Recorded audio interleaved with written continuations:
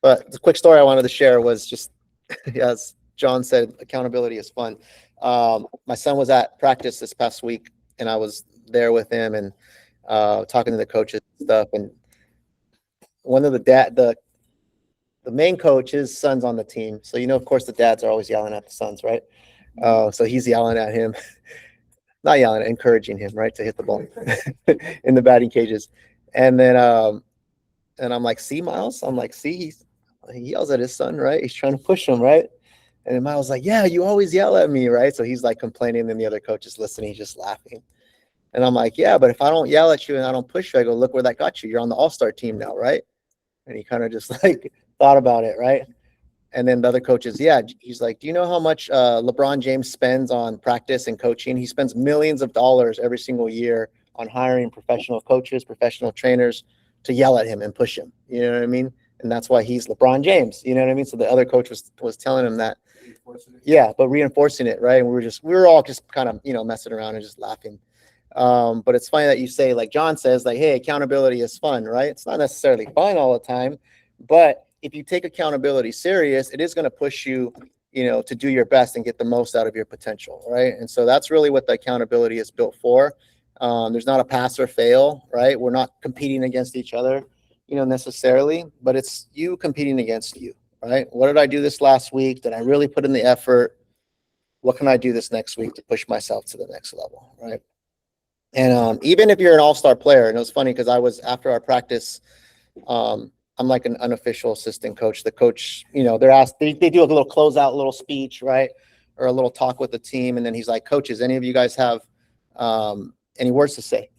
And I was like, hey, I want to remind all you players, because this is the all-star team. So all the kids are good on the team, right? But when I was like at my station, when I was coaching them, you can see some kids who are there to work and some kids who think they're all bad, right?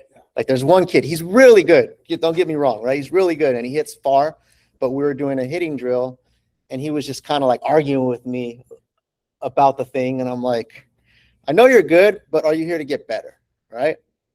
And he's only like 10, right? But he hits it like to the outfield. And so it's just a reminder, right? Like even if you're doing well, that doesn't mean there's not a next level for you, right? And so that was kind of like what I closed out with. I was like, I want to remind everybody you're here to get a little bit better each time. If you're on the all-star team, you already are good, right? But are you getting 1% better every single time?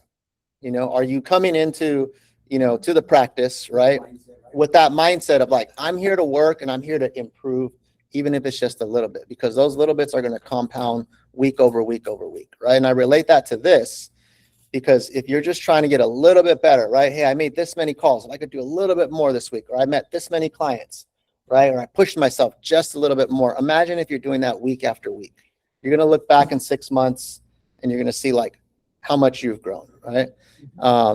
So I don't know. It's just, I relate a lot of that to sports because I'm out there a lot on the field with my son now. And we can take away from that, right? And apply it to my business, right? And then make accountability fun, like John said, right?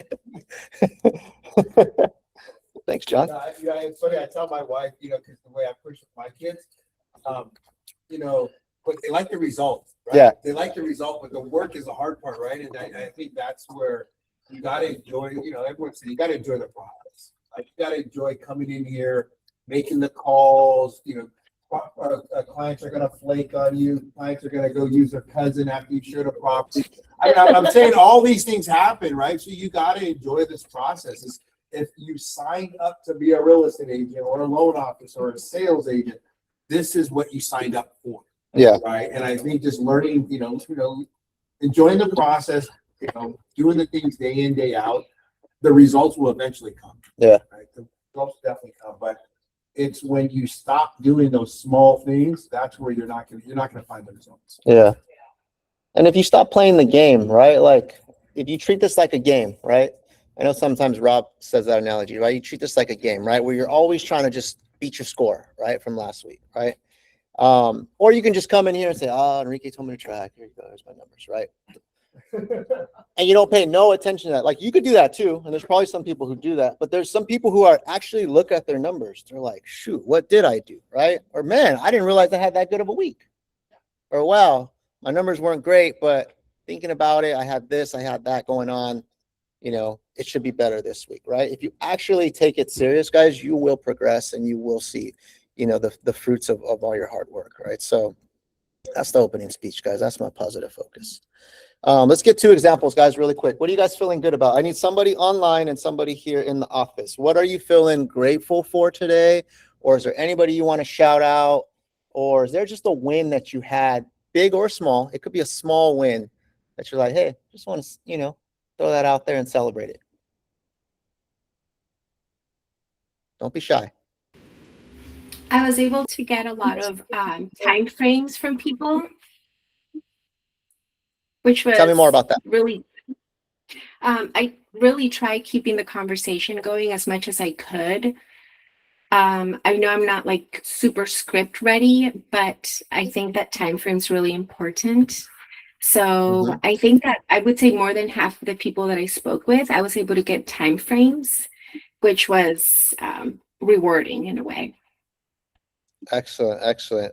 And so it says you made 353 calls. Is that correct? Yeah, but you know what? Since I started, which it was probably midweek, and then this week. Okay. So you made a lot of calls last week. Yeah. Okay. Awesome. Well, just awesome job on making a lot of calls. And then, like you said, celebrating the victories, right? You were able to take those conversations further. You were able to get time frames from people. And I'm sure through that, you've identified a few people that you got to stay in touch with, right? Yeah, definitely. I think that's challenging, but doable. Let's go. It's a great opportunity to learn from that situation, right? Once you have an understanding of what their time frame is, the next question you can ask or the position is like, is there anything that's going to get you to participate in the market sooner, right? So I think getting that time frame is great, and then leading them to the next opportunity, the next question. Or ask more questions about that time frame. Hey, if they're like, hey, I'm sick, I want to buy in 6 months. Great, 6 months, that's right around the corner. What's happening in 6 months? That's making you want to make the move then, right? And so when you ask more questions about their answer, or when you ask them questions like, hey, what would get you to participate sooner, which is pretty much you're getting to the same thing, right? Is now you're able to figure out, is there an opportunity for me to give some value right now, right? Maybe it's a hard 6 months. Maybe like there's no way they could buy because this doesn't make sense. Or maybe there's certain things that they're waiting for in the next 6 months, which you may be able to fill in some of those gaps for them, right? Through education or through opportunities that we may have. So great job, Sonia. Let's give it up. Give it up for Sonia for sharing that. Awesome. All right, let's get somebody here. Positive focus. What are you feeling good about? Let's go. Matt, talk to me. Positive and about an opportunity that Mark gave me. It was a landscaping opportunity for 12 days. And he said he's had this client for about a year, been trying to get their home on the market. And I feel like Mark trusts me. He needed some help moving some boulders and some furniture. So we went over there Saturday. And the boulders, I'm just happy I didn't have a hernia. It's pretty heavy. We moved the furniture. It was really heavy. And then so I got to talking with the homeowner, and I was like, hey, what do you need done in this front yard? And it was very detailed. We went over it, and I was like, hey, I can knock this out for you tomorrow. And I'm just like, yeah, I really, I'm talking to myself like, man, I really hope I can, So I got my younger cousins over there, and we knocked it out on Sunday. And there's no way I don't think he could have done it on his own with the homeowner. Awesome. So really just to help Mark and his client get one step closer to going live. Yeah. It was a cool experience. And it's a good reminder of why I'm not a landscaper. It's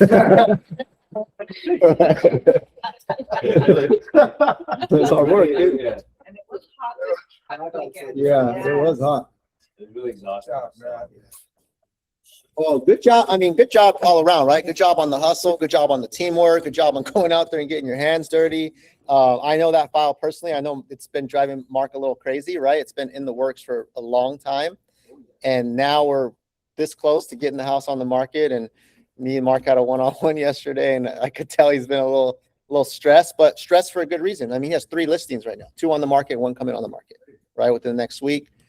Buyer in contract on a good sized deal and a few other things in the works. So I had to remind Mark, like, hey, that's what we signed up for, right?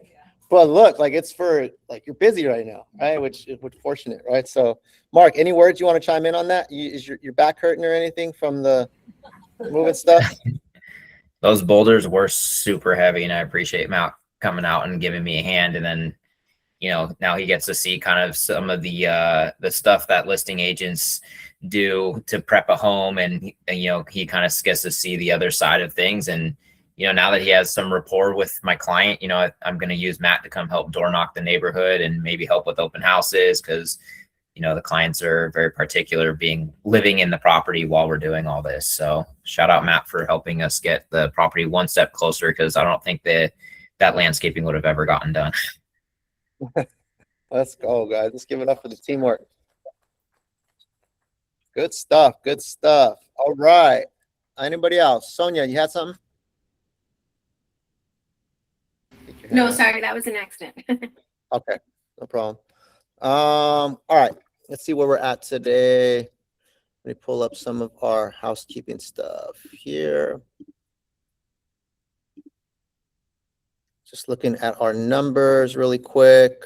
Something was wrong with my system today, so some of these top ones might not be 100% accurate, but it's looking like around 61 or 62 deals closed and pending. We have 21 deals pending right now. That's the highest that we've been in a while, which is really, really good. A little over 22 million, 4 active listings for about 3 million, and 9 listings that are coming soon for about 11 million. So overall, guys, like we've been pushing, these last few weeks, the momentum is starting to show, and it's starting to push. So really happy with where we're at right now, and where I think we're going to be able to push for the second half of the year. Because if we carry this momentum, we should be able to break past what we did the first half of the year, definitely. Right. So great job to you guys there. This number is not accurate right here, so we're just going to disregard that one. I want to look at just where the market's at, the listings that are active and pending. 1,419 homes that are on the market, single families, and 1,056 on townhouse and condo. So this is just Santa Clara County, guys, just to give you an idea of where we're at. So there's about 2,500 homes for sale right now. The inventory has been climbing steadily. Pending right now, 666, odd number, 666 for pending and contingent SFRs, and 299 for townhouse and condo. Right. So we're right around 1,000 homes that are pending and about 2,500 homes that are available. Right. So that tells us we have a little over 2 months of inventory. Right. So what does it mean? It's pretty much the same story that we've been saying. Right. There's more opportunity right now if you're a buyer. Certain neighborhoods are still, going crazy. Right. I know Shree's seen some crazy ones. Right. Especially like Santa Clara or Cupertino or Sunnyvale, or even pockets of Fremont. Those neighborhoods that have always done really well, those ones are still getting many offers, multiple offers, right? And those ones you may not have 2 months of inventory, but there's other neighborhoods where homes are taking a little bit longer, right? So it gives your buyers opportunity to negotiate or get favorable terms, so just keep that in mind, guys. That the overall message is there's more to choose from, there's more opportunity, right? For sellers, what does that mean? We want to get top dollar, we really gotta put our best foot forward when we're listing our property, right? It needs to be dialed in. It needs to be priced right. No more just throw it on the market and, it's going to go crazy. It's buyers are going to be more choosy since there's more to choose from right now. Right. So when someone asks you, how's the market, right? Which is the question you guys get all the time when you're out and about. That's how the market is, right? Does anybody have any questions or any maybe personal insight of anything they've seen that they want to share? Shri, let me call on you real quick. Talk to us just about the few ones that you're working on and what you've seen with activity-wise. I feel like Sunnyvale, we are seeing a very good inventory in the past 2 years. Especially in Sunnyvale and Santa Clara. People are thinking because of there's so much inventory, at last they could negotiate, but it's a wrong perception. Still the houses, the most desirable Portland, Ponderosa, all these neighborhoods are going 300 to 400K over ask. Wow. Someone really told me they wanted to do a low ball. I said, no way. Yeah. They already have 2 preemptive offers. Yeah. So I feel still we are competing with multiple offers in Sunnyvale, Mountain View. Cupertino is like all time. Yeah. But yeah, Santa Clara, Sunnyvale is really very hot right now. Awesome. Awesome. Okay. Anybody else seen anything? Are there any other neighborhoods where you're experiencing something different? Or like any other clients you're working with or any other properties that you're seeing where maybe it's a little different? Yeah, right now, like you say, it's a low hanging fruit, it's townhomes and condos, you have so much, like whatever I show, I get a call next day, hey, are you right? Yeah. So if anyone is like, any of your clients are looking at townhomes and condos, just reach out to the listing agent. They want to review the offers, they want to work out something. Well, that doesn't make sense, right? Because if we separate those two numbers and just look at, if we look at pending single families versus active, right? There's 1,400 active, 666 pending, right? Yeah, it's about 50%, give or take. But on condos and townhouse, it's a third, right? There's 1,000 active, only 299 pending. So there's like, there's more inventory on the ratio of townhouses and condos, right? So that is the low hanging fruit. They're sitting longer. That's the opportunity right there, right? So those people who are the first time buyers that maybe can't afford a single family, or maybe they want like a nicer townhouse or condo, those are the people I would be pushing for. Like those are the ones where you could show them in one weekend and probably get them in contract right away. And also with those ones where, with those opportunities on the finance side, is that you can get credit for closing costs, right, for your buyer. Mhm. And then you can also get a credit for the 2-1 buy down, or you can get a credit just for, or just, to buy down the interest rate permanent. Right, so I think if you have those clients where, like Enrique said, they have minimum financing or funds, you can leverage that opportunity and say, hey, look, we can get your closing costs paid for, or if they have a concern about the rate or the payment, well, hey, we can negotiate with the seller to give you a credit to lower that interest rate to overall lower your monthly payment. Yeah. Right, so that's a few different ways to approach, I think, a buyer, not just saying, hey, look, there's a lot of opportunity, but you got to point out where that opportunity lies and really be able to articulate that to them. Yeah. So if I were you guys, like, I think that's a perfect opportunity to make a video, right? Make a video. Hey guys, we're going over the stats today in our meeting. This is one big opportunity that we're seeing, right? The amount of inventory in the townhouse and condo space, there's almost like 3 times the amount of homes available than what's actually going pending, right? Whereas as with single family homes, it's a little bit, there's less, but townhouse and condo is really where the opportunity's at, right? So if you're looking to get your foot in the door, like that means we can negotiate terms, closing costs, interest rate buy down, stuff like that. DM me if you want to learn more about what's available in the areas that you're looking in, right? Like that's a simple, I just made that up, right? Just taking the inventory, what we just discussed, and then turn that into like, here's the message to the consumer, right? That's a 30-second video that all of you guys can make on your story or whatever, and basically throw the bait out there and try to get people to respond, right? And so I want to challenge each and every one of you. Did I say anything that was like rocket science right now? Right? You guys all think you could replicate that in your own words? Who thinks like, oh, that's too hard, Enrique, I can't do that. Like that was too like, I thought that was physics, quantum physics or something crazy, right? Nobody, right? That was all just basic game, right? That's basically what it is, right? So the key is who's going to do it, right? Or are we just going to wait around for Zillow leads for our phone to ring, right? We don't mind you guys closing Zillow leads. That's cool. Close them, right? Those are opportunities as well. But also, like, what are you doing to position yourself to your friends and family and your followers, right? Or let's say you have a bunch of leads in your follow-up boss. Put that into an email, right? And the title could be like the biggest opportunity we're seeing right now in the Silicon Valley. Like, imagine if that was a subject line and you sent that email to 50 of your leads or 25 of your leads. And then you just give a little brief description. You put that into a quick little email, ask ChatGPT to type it up for you, whatever that might be. And now you're like shooting your shot with your leads, with your followers on social media, right? Text blast it to everybody in your contact list. Hey guys, just want to put this out there. If you know anybody, this is the big opportunity right now. In fact, take the same video that you recorded from social media and then just send that to people in text message.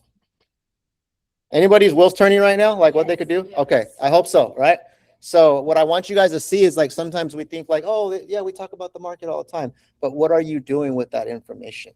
If you're not doing anything with the information, then you just came to a good meeting and you learned something, but you didn't actually apply it, right?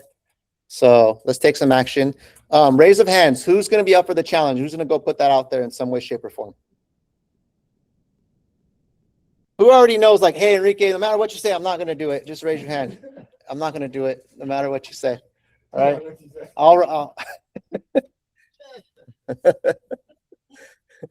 right.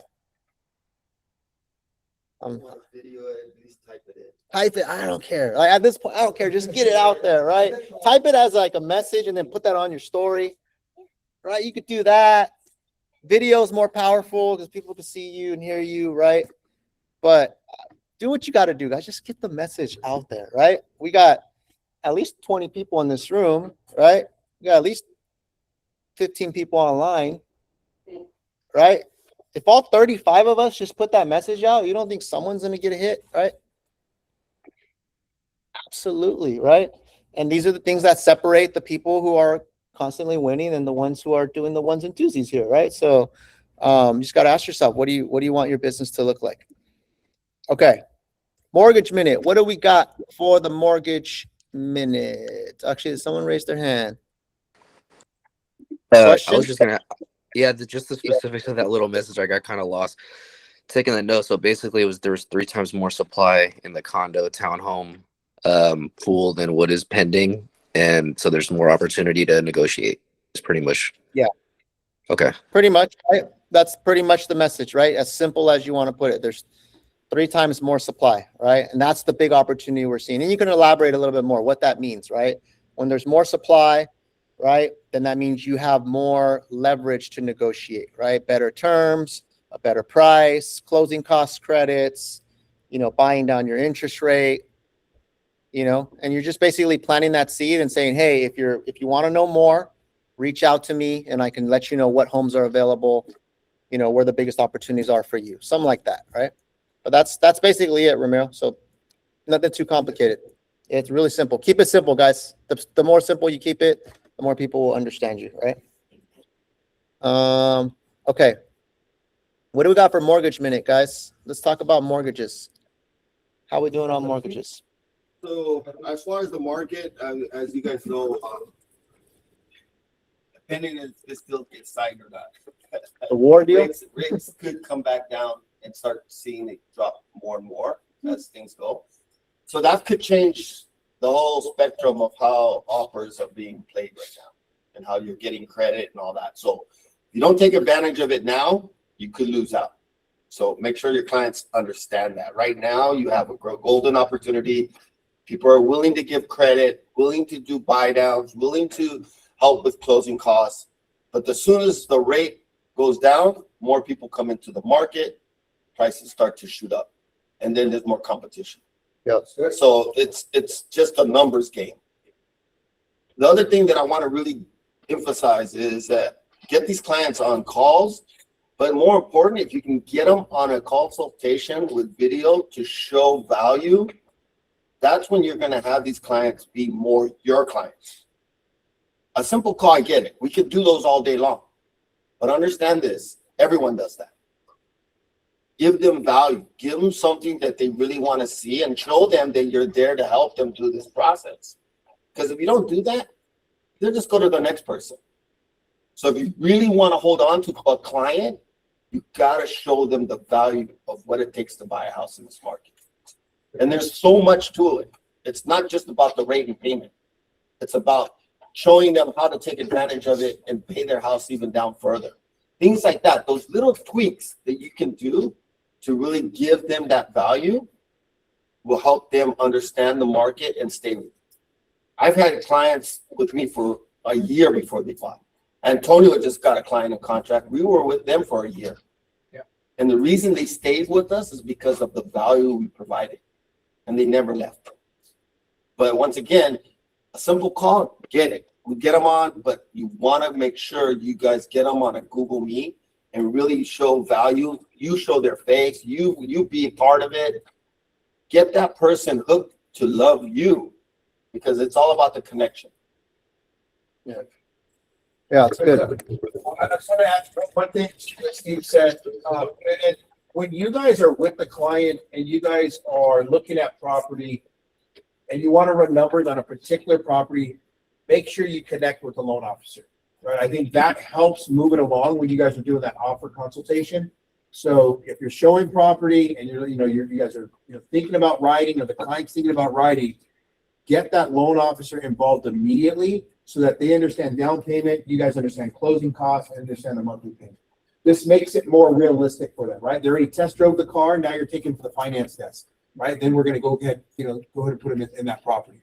So it's important for us to get involved immediately with the lending side, and it saves you guys time, because there's so many times where we look at a $2 million property, they're putting 20% down, they don't like that payment. Well, then that shifts your guys' view, where you no longer have to show them $2 million property, you're showing them 1.8, right? So now you're saving time, they're more educated, and they can make a decision quicker. So get your lending team involved immediately, guys, especially when you're looking at property, and we're available over the weekends.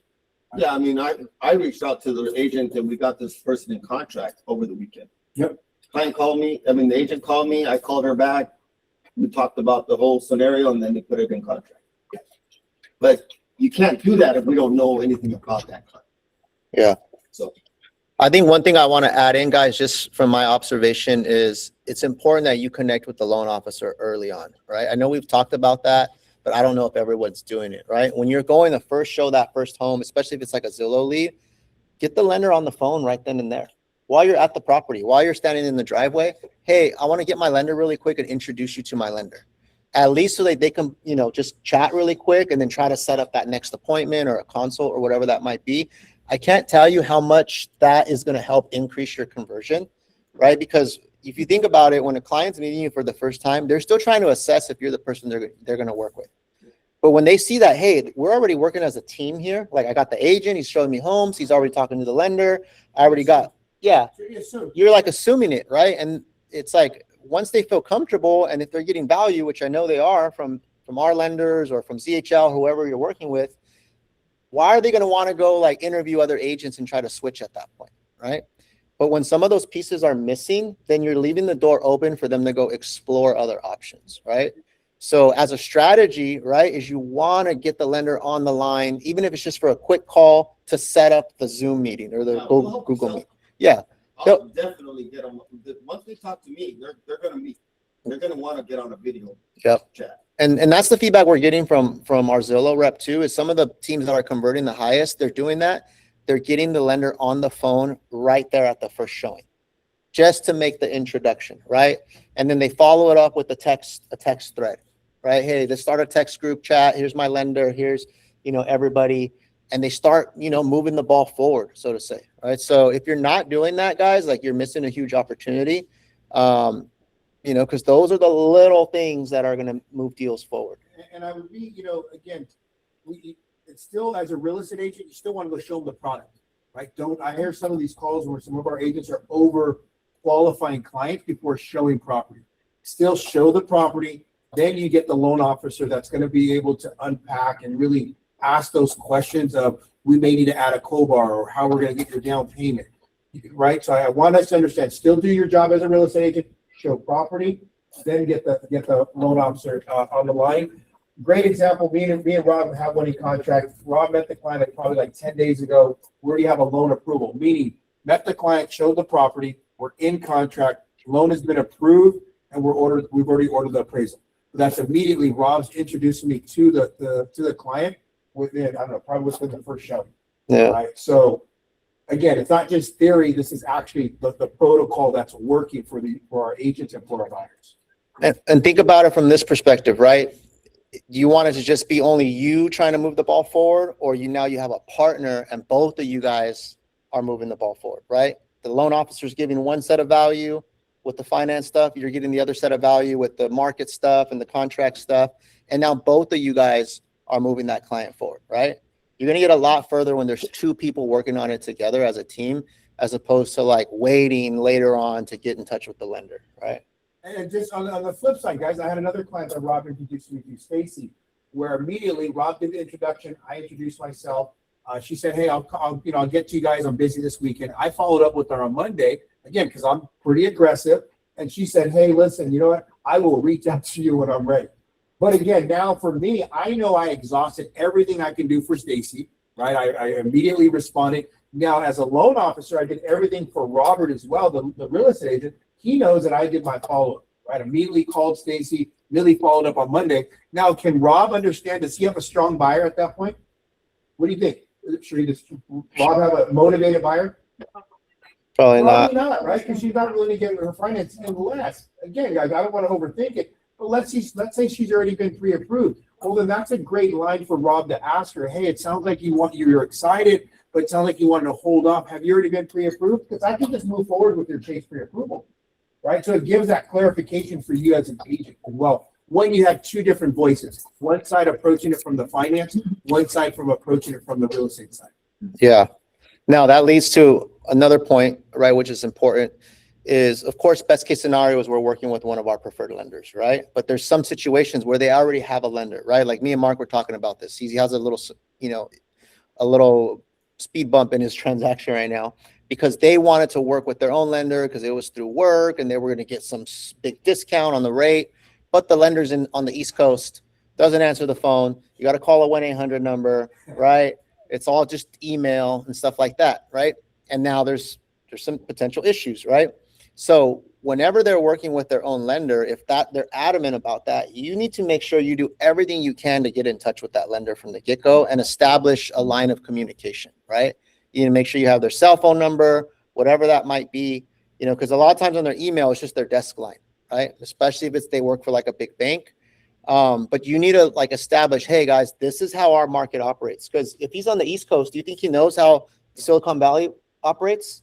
No, right? He's just pushing papers basically over there, right? So I think that's extremely important that whoever the lender is going to be, you gotta from day one, take control and get in touch with that lender. Make sure they understand, right? Make sure you're fully informed on your contingency periods and stuff like that too. So just learning lessons, guys, as you guys go through more deals, it's not always optimal where we have our lender. So you got to do the best you can when you have another lender, right? Any questions, guys, comments, concerns, or anything to add? Shriek, yeah. This guy, whenever you fill the form in the Chase, they think they get someone connected in the area, but most of the time, Chase head office is in Manhattan, New York. Yeah. That new flashy building. Mhm. People are getting connected there. Because this happened, 3 of my clients. They do it on the website, and I spoke to a Chase rep in Fremont. Actually, this is what we are trying to figure out, why all the calls are going to New York. Yeah. We are sitting here, all the lenders of the Chase, but they are getting connected there. And in later stages, because of the agents can't connect to the lender there, they have to submit a request to move it to the Bay Area. Because they are 3 hours ahead, and every listing agent wants to check about their qualification and everything. They don't answer calls. Yeah. And by the time we are seeing the offers, they are sleeping there. Yeah. Because they are 3 hours ahead. So now what I'm trying to do is one day before only I'm telling them, dude, listing agent will reach out to you, or if you can't, you are not available, move someone to the Bay Area. Yeah. That's important, right? When they have another lender, ask questions. Where are they located? Why are you going with this lender? Sometimes they think, oh, it's just from my bank. They don't know that the lending piece makes a huge difference in the success of your transaction, right? And not all lenders are created equal, right? So I think immediately what we can do is you educate them on how important it is to have that open lines of communication and give them these examples. Hey, this is what we've experienced in the past when we're working with lenders who are on the East Coast. They don't understand our market. And because of the time difference, they're not able to respond accordingly, and we miss out on opportunity, right? Are you open to getting a second opinion from one of our local agents, our local loan officers? Yeah. And I also want you guys to understand, we're a team. So you're in-house lenders. We're going to help you guys get that deal. Whether they use me as a loan officer, my job is to make sure that you guys get that opportunity to get it in contract, right? I've been in a contract with Blanca where the client started off using me, went to another bank, and I have to back out as a lender. And I'm totally fine with that because we're here to support you guys. We're going to win some, we're going to lose some. Same with you guys. Sometimes you guys can give us a client, they're not going to want to work with you guys. They're going to still use our lending side. If you do this long enough, it's going to happen. So I want you guys to understand that use us as a tool so that you guys can gain, that rapport, that relationship with those clients. And we just make you look better. Yeah. Right? And we're okay that if they use another lender, obviously we want them to use us. But if you need something from your lending side, if you need a pre-approval letter, you reach out to me or Steve or David, and we'll send it to you immediately, whether they're using us or not. Yeah. Good stuff. Good stuff. Okay. A couple more things, guys, that we want to go through on our agenda here. Day at the park. I just posted that in Slack. Just want to fill everybody in on what that is if you haven't participated at our Day at the Park. So Day at the Park is it's our biggest event that we have, guys. It's our annual client appreciation event. It's not just for clients, it's for friends, family, supporters of your business. So anybody who you see as an asset to your business, it could be a past client, it could be a supporter, it could be a colleague, it could be someone else that's in a different business that can complement your business. These are the people that I would invite, right? Last year we had over 300 RSVPs, probably over 200 that attended, after the final head count. But yeah, we want to push this big, guys. This event, I cannot stress to you enough on how important it is to your business, right? It's a huge, huge leverage point for every single person on the team. Now, why is that? Number one is you don't have to pay for this event. You don't pay anything. We pay for this event, right? So this is something that PRG fronts the bill on. We get some sponsors to help cover it. We pitch in, but basically the event is paid for, right? For you to replicate this event on your own of this magnitude, you'd probably be easily spending 15 grand or more, right? By the time we pay for, gifts and vendors and all that stuff. So basically we're fronting a $15,000 budget to have a really cool event that you get to take ownership on and represent as your event for your clients and your friends, right? There's some of you guys that have been with us for a while that really participate in this event and you guys really leverage it, and your clients come out and you get to see them and you get to mingle with them and just further, deepen those relationships, and that leads to more business, right? But what we don't want is like your clients to show up and then you're not there. That's a huge, huge miss right there, right? If your clients show up and we invited them because they're on our email list and then they're like, hey, where's so-and-so? And I'm like, I don't know, right? Like that doesn't look good, right? Now, I do understand that, maybe if some people are on vacation or something that was already pre-planned, right? That's, sometimes that happens, but do everything you can to be there, move things around. This is the one that we would say you got to be there at, right? It's August 15th, Saturday, August 15th. Hopefully you guys are not out of town or don't have some major event going on that I day. think just keep it simple, guys. Our ask is one, you attend, right? You attend, and two, you invite. Those are the two things we ask. Keep it really simple for our agents. And it's a great event. We've been doing this, I want to say for over 17 years, 15 years, or am I I think we're close to we've been 15 doing it now. for a while, and it's a really, really fun event. And we talk about this in the pillars of how we create our business. And this is the pillar of where you're giving back to your SOI. This is how you're creating your SOI. You're taking your Zillow lead, right? Now you're inviting them to this event. Now that becomes your SOI, and that's where you're getting your repeat business. Yeah. Right. So it all kind of works together. And I think if you're going to be doing this for a long time, we put two major events together. And this is the first one of the year that you definitely want to make sure you participate in. Yeah. So what happened to me? So it's called Day at the Park, and that's what it is, right? We have a park location that we rent out. We have live music, we have food, we have drinks, we have raffles, gifts. It's a free event. Do I have a video? So this is just a flyer, but all the details. Yeah, so if you guys read the post that I put in Slack yesterday, I actually gave you guys a copy and paste that you can use for the description, right? So I make it real easy. Here's the flyer, here's the copy and paste, just post it, and then also text and call people personally. That's the other thing. Because remember, not all your friends and family are on Instagram or Facebook, right? Or your past clients. This is where you got to take the time, and it's a reason for you to check in with people. Say you helped someone buy a house last year or sell a house. Hey, how's it going? How's the house? Hey, I wanted to invite you to this awesome event, right? The fact that you invite them, the conversations come up. Even if they don't show up to the event, but the fact that you called them and invited them, brownie points are scored right there, right? And it leads to opportunity. Blanca. So the emails already happen. I handle the emails. So in Follow Up Boss, any clients who are past clients they're going to get emails. So we have about 1,200 past clients on our list. Those people already get the email. So I already received a response from one of my clients. Yeah. John thought I would miss it this year. I'm not able to make it. It's so much fun. So that's how I found out that you already did a mass email. And I haven't talked to this client in a year, guys. You know, that on me, but I, started a conversation and started chatting, but that was a reason for them to get in touch. They're going to be traveling. Yeah. So.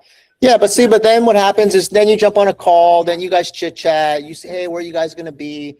Next thing you know, they want to talk about listing their house next year, right? Or they want to talk about their cousin who wants to buy, right? That's how it happens, right? Is the event is really a tool, right, to stay engaged, but it keeps you top of mind and it keeps you relevant, right? We So have a great time. yeah, and it's a really fun event, guys. We always have people call us, hey, are you guys doing the event again next year? Like we already had like 40 people RSVP in one day, right? As soon as I posted it. So it's from 1 to 5. It's on a Saturday, free food, music, raffles and prizes, activities for the kids. You just got to RSVP and you guys just have to share it with people. What was I going to say? Oh, I do email blasts. So I'll take care of that. So you didn't even have to email anybody. Your job is to call them personally and text them personally, right? Calls are always number one, right? Because that keeps it personal. But I already sent in this morning, I believe, is when the first email went out. Where are we at? Reporting, batched emails. And when I send the email, guys, just FYI, it comes from you on your behalf, right? So Follow Up Boss, there's a setting where it comes from the assigned agent on that lead. So it's not coming from me. So it'll say from your email through Follow Up Boss, and it has the message that they're invited. It has the link for them to RSVP. It says PRG and the Lions team, and then your email signature is at the bottom because it comes from your email. So These are the people who have already closed. The filter that I have, the people who receive these, this is why stages are important. So anybody who's marked as closed, a listing agreement, an active listing, a sphere, under contract, submitting offers, or marked as past client. So if you have a client you're submitting offers for, right, they're going to get that invite as well, right? Because if you're submitting offers, that means you already signed like a BRBC or something, right? I didn't put showing homes because you guys may not be that far with showing homes. Any questions, guys? Now, the event is August 15th, right? So we still got some time, but now is the time to start hitting people up to remind them because people start getting busy. People start booking stuff for the summer, right? Kids start going back to school probably the week after that or sometime in mid-August. You know what I mean? So now's the time to start really just planting the seed that, hey, we have this event coming up. All right. Couple more things. Our Zillow meeting. Some of you guys got an invite for our Zillow meeting this week on Thursday. So instead of our normal training from 12 to 1, we have our Zillow rep that's going to be jumping on with us. But he did just let us know that he wants to push it to 1 o'clock. So it's from 1 to 1:45, right? So instead of 12 to 1, it'll be from 1 to 1:45, and it will be online. And so hopefully you guys can all make it. I know that may throw a wrench for some of you guys, but he just dropped that on us today, I think, right? Or yesterday. So 1 o'clock, I'll update the calendar invite after this, but this Thursday, 1 to 1:45, we'll be online with our Zillow rep, and he's going to go through a bunch of updates with Zillow and some training stuff. Growth pods. I want to talk about the growth pods, guys. I'm noticing that some people are still in there and some people are not in the growth pods anymore. I know we had said we were going to like do a certain amount of weeks and then take a break, but I just want to know, number one, is like this something you guys want to continue to do? Because I feel like it was helping for a while, right? It was keeping people on track, meeting. Should we shuffle up the teams now? Maybe just kind of reorganize, start all over, fresh new start, different batch of people. Okay, let's do that. And so what I'm going to do, guys, is the leaders of the growth pods are still going to be like Blanca, Mark, Shri, and John. But then I'm going to just shuffle up the people who are in the groups, right? So it's still like our senior agents that are the name of the group, but we'll mix people around. I'll roll out some new teams this week so that come next week, you guys could jump on with a fresh new group. Does that sound fair? And then we also have like a bunch of new people that have joined the team since then. Yeah. And remember, guys, the growth pod is simply just a check-in, right? It's a check-in with your group. You guys establish some stuff you want to accomplish in the week, and it's just a quick, just to keep you on track. So I'll do that, and then let me see. Which time we got? The follow-up boss cleanup. Is there anybody who's still working on cleaning up their follow-up boss? Because I know some of you guys were on last week, right? But I definitely encourage you guys to jump on and clean up your follow-up boss. As of right now, it shows that we have 105 active clients. These are people who are either under contract or showing homes or submitting offers. And so it's important that we get these things dialed in. And then like the appointments set or met, right? Especially those two groups. We have 322. And then what I want to look at is the pawns, the return lead pawn.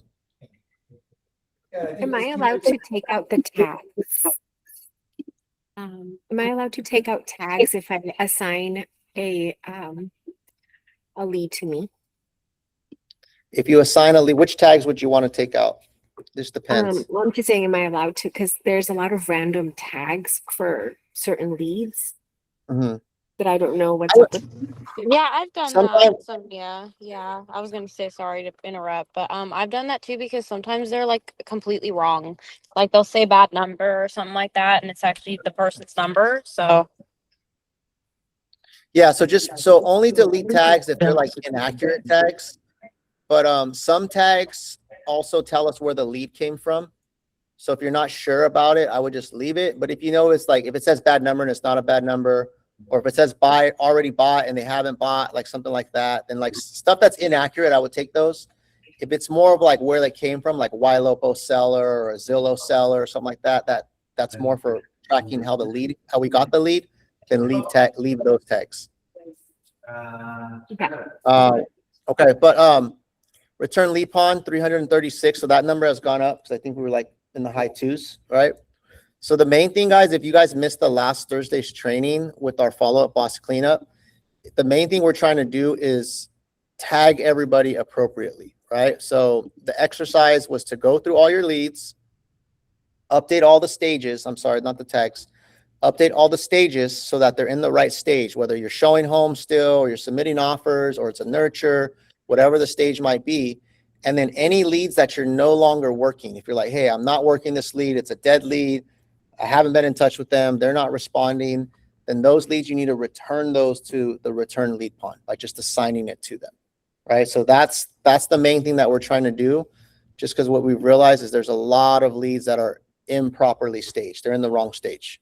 For example, you're showing homes to them, but it still says appointment set, right? Or it still says attempted contact, but you're under contract, right? Or you're showing homes, you know what I mean? So that doesn't allow us to make moves with our leads or properly identify where the opportunities are and the low-hanging fruit if the tags are not correct. So take some time, guys, this week to clean that up if you haven't already done so.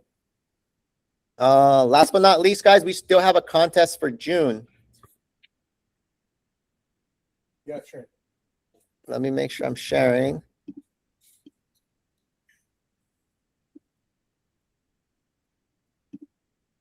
We still have a contest for June, guys. Most deals in contract, $500. Most listings signed, $300. Most calls in follow-up boss, $150. Most appointments set, $150. Most posts on social media, $150, and most open houses, $150. Right. And just so we be clear, it has to be in the weekly tracker. Is that how we're doing it? Remember last time we're having difficulty finding, so. Okay, so let's clarify that then. The deals in contract, we'll know that because when you submit the deal, our admin team logs that in, right? So this will be verified with our admin team, right? Most listings signed, same thing, verified with our admin team. There's not really anything you got to do. Most calls, this is in FUB, right? Most appointments set, that's the one where we're tracking on the tracker, Yeah. right? So most appointments set. I'm gonna say that's the tracker, right? So the tracker that you're filling out every single week gives you credit for how many appointments you set, right? Most posts on social media, same thing. That's the tracker. And most open houses, that's also the tracker. So what that means is every Tuesday when you come to the meeting, if you fill out the tracker, then you are logging in your points and you're entering your score to get the prize for the contest, right? So if you're consistently not filling out the tracker, right, which some of you guys avoid doing that for some reason, you are opting out of the contest, right? So fill out the tracker. Okay. All right.